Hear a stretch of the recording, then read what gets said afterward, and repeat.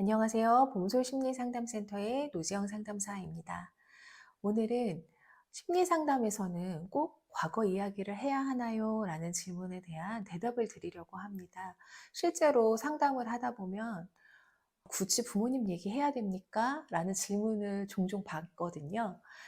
엄마 아빠는 이미 돌아가셨고 나는 이렇게 성장을 했는데, 그리고 이야기해봤자 그 경험은 바뀌지 않는데 굳이 내가 그때 이야기를 하는 게 되게 불편해요 라고 얘기하시기도 하고요. 마치 내가 이런 이야기를 하면 부모님을 욕하는 것 같고, 그리고 현재 내가 갖고 있는 이 어려움이 마치 부모님 때문이다라고 얘기하는 것 같아서 이야기하는 게 불편하다라고 하시는 분들이 종종 계세요. 그래서 오늘은 그럼에도 불구하고 우리가 과거 이야기를 하는 이유에 대한 설명을 조금 드리려고 합니다. 제가 상담했던 구체적인 사례 중에 떠오르는 사례가 하나 있는데, 그분은 회사 내에서 사람들과 관계할 때, 특히 그냥 업무를 할 때는 얘기를 안 하니까 큰 어려움이 없는데, 뭐 점심을 먹으러 가거나 차를 마시러 가거나 이렇게 스몰 토크를 하는 시간들이 생길 때 너무 불편하다는 거예요. 내가 어떤 얘기를 해야 될지도 모르겠고, 그리고 어떻게 사람들이랑 친해져야 될지도 모르겠어서 그게 너무 불편하다라는 것을 호소로 상담에 내방해 주셨던 내담자분이 계셨어요. 처음에 현재에 드러난 어려움이 뭔지, 구체적으로 어느 지점이 어려운지에 대해서 쭉 듣다 보니까 이분에게 자신에 대한 어떠한 그 전제가 있으셨어요. 그게 어떤 전제였냐면, 사람들은 나를 별로 좋아하지 않을 거야 라는 전제가 있으셨어요. 그러다 보니까 편하게 이야기하기 어려운 거예요. 내가 이런 얘기하면 상대가 어떻게 생각할까? 나는 사실 이런 의도로 얘기한 게 아니었는데 이 사람이 오해하지는 않을까? 이런 어떤 두려움이 있었기 때문에 쉽게 내 얘기를 하는 게 어려우셨던 거예요. 그 얘기를 듣고 저는 뭐라고 말씀드렸냐면, 혹시 이전에 대인 관계는 어떠셨어요? 뭐 친구들의 관계라거나 부모님의 관계에 대해서 질문을 드렸더니, 이전에 이분이 왕따 경험이 있으셨어요. 여기에 플러스 더 힘들었던 건 뭐냐면, 이분이 사실은 이 왕따의 힘듦을 요청했어요. 부모님에게 말씀드린 거예요. 엄마, 나 사실은 이래 이래서 힘들어. 이렇게 왕따를 당해. 혹은 친구들이 나를 이렇게 따돌려. 뭐 이런 식의 이야기, 도움을 요청하셨겠죠? 그랬을 때 엄마의 반응이 뭐였냐면, 너 잘못한 거 없어? 네가 어떻게 했길래 애들이 너한테 그랬니? 라는 대답을 들으셨던 거예요. 사실은 안 그래도 누가 뭐라고 하지 않아도 자기 안에서 그런 해석을 할 수도 있는데, 어머님의 그런 반응이 이분에게는 너무나 크게 와닿으셔서 그 다음부터는 자기의 어려움을 이야기하는 게 어려우셨죠. 왜냐하면 어려움을 얘기해봤자 네 문제 아니야 라고 돌아오기 때문에 이분이 그렇게 어려움을 가지고 가셨던 거예요. 그것 때문에 이 내담자분이 경험하신 것은, 어쩌면 나는 사람들한테 그렇게 매력적인 사람이 아니고 어쩌면 나는 잘못하는 것이 있을지도 몰라라고 스스로가 어떤 수치심을 가지게 되시고, 그런 어떤 대인관계에서의 수치심의 감각이 자라시면서 계속 있으셨던 거예요. 그래서 다른 사람들을 만나도 자유롭게 자기를 드러내지 못하고 관계하지 못하는 어떤 일들이 발생했던 거였죠. 사람들이 나를 싫어할 거라는 어떤 경험에 기인한 잘못된 명제를 가지고 사람들을 대하다 보니까 계속 의기소침해지셨던 거죠. 이분이 건강하게 사시려면 숨은 매력들을 막 드러내면서 사람들의 지지도 받고 연결도 되면서 그렇게 자유롭게 사셔야 되는데, 이분의 과거 경험이 발목을 잡고 있는 거예요. 두려움으로. 내 안의 두려움으로 발목을 잡고 있었던 겁니다. 우리가 상담에서 이 두려움을 어떻게 해결하냐면, 첫 번째는 그때의 경험을 다시 재현해요.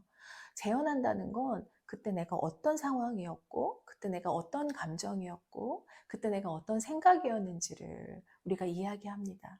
만약에 정말 건강한 어른 혹은 건강한 엄마였다면 내가 어떤 얘기를 할 수 있을까?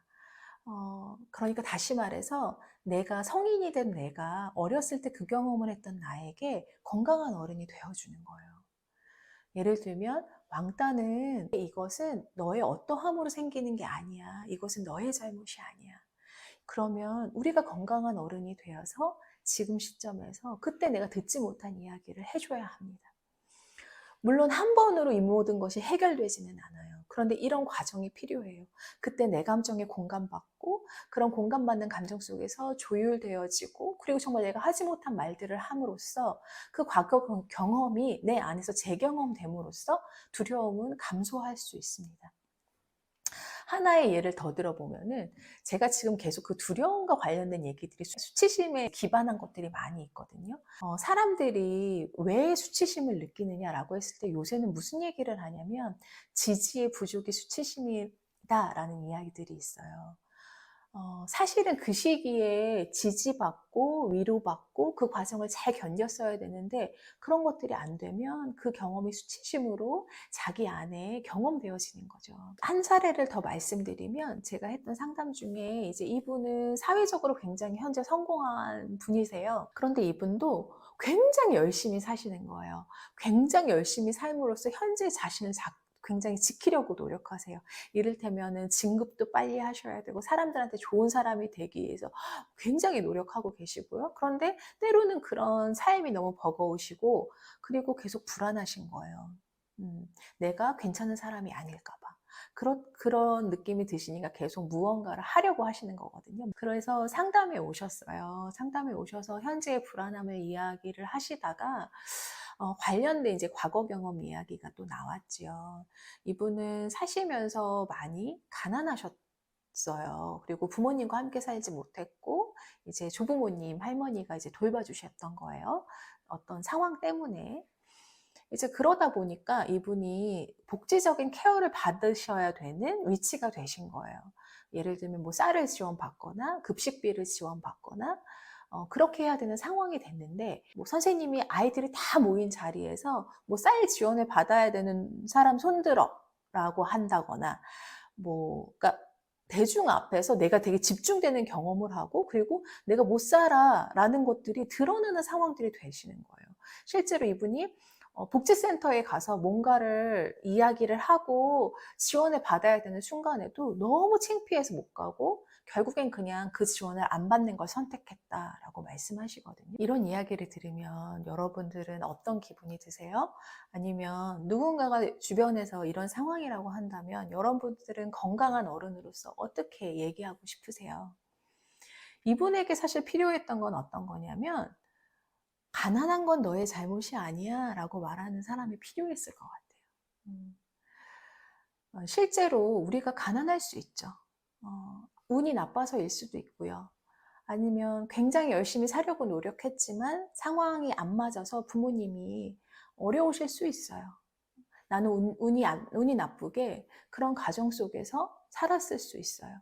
근데 그것은 내 잘못이 아니에요. 그 내담자분의 잘못이 아니죠. 그냥 내가 가난한 것 뿐이에요. 가난하다고 해서 본인 자체가 형편없는 거는 아니잖아요. 그리고 실제로 이분이 이런 지원을 받을 때에도 이런 이야기를 누군가가 해줘야 돼요. 절대 네가 창피할 것이 아니야. 너의 부모님들이 돈을 벌어서 세금을 낸 이유는 이렇게 없는 사람들을 지원해주고 국가적으로 안전하게 만들기 위해서 우리 모두가 세금을 내고 노력하고 있는 거야. 너는 그것을 당당하게 받을 자격이 있어. 라고 말하는 건강한 어른이 필요한 거예요. 정말 이 사람의 교사는 그런 얘기를 이분에게 했어야 되는 거예요. 그리고 이분이 그렇게 수치심을 느낄 수 있는 상황을 만들면 안 되죠. 어쩌면 창피해야 되는 건 이분이 아니라 그런 어떤 행동을 한 교사가 창피하게 느껴야 되는 거겠죠. 근데 실제로 이분은 이런 감각을 계속 갖고 있으면서 내가 너무 돈이 없는 게 창피하고 수치심을 가지고 계시다 보니까 계속 무언가를 노력하고 성공하고 어떤 그 네임들을 따시면서 그런 수치심을 보완해 나가시는 어떤 과정 속에 있으셨는데 그게 그렇게 행복하지 않으셨던 거예요. 왜냐하면 무엇을 따내도 그 불안이 해결되지 않았기 때문이죠. 그래서 우리가 상담에서 할 수 있는 작업은 지금 내가 건강한 어른이 되어서 그때 굉장히 의기소침하고 창피해하고 있을 아이에게 당당해지라고 네 잘못이 아니라고 이건 너의 권리라고 말하는 아주 따뜻하고 건강한 어른이 필요한 거예요. 오늘은 제가 과거 얘기를 왜 해야 되냐 굳이 그 과거 얘기를 하는 게 현재의 어떠한 영향을 미치느냐를 설명드리기 위해서 제가 두 사례를 가지고 설명을 드렸습니다. 내가 갖고 있는 그 중요한 경험에서 정말 내가 받았어야 됐던 지지, 내가 정말 받았어야 됐던 공감, 그리고 내가 정말 들었어야 됐던 말들, 혹은 내가 그때는 이런 표현을 했었어야 되는데 라는 이야기들을 해가면서 우리가 그 시절의 나를 제대로 만나고 공감하면서 어쩌면 나 스스로가 나에게 건강한 엄마가 되어주는 겁니다.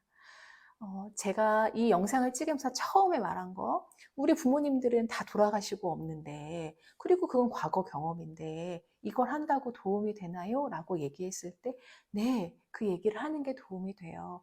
부모님은 돌아가셨고, 부모님은 지금 안 계신다 하더라도, 내 마음속에 있는 부모님을 건강한 부모님으로 대체함으로써, 우리가 그 경험에서 두려움을 조금 더 경감시키고, 그 경험에서 우리가 좀 자유로울 수 있습니다.